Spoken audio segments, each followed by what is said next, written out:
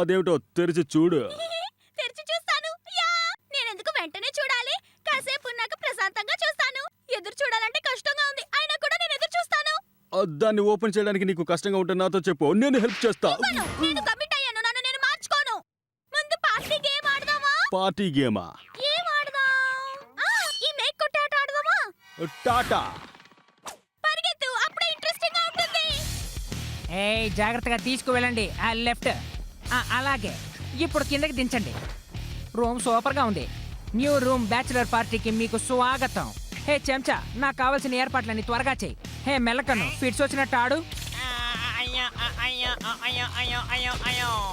Super.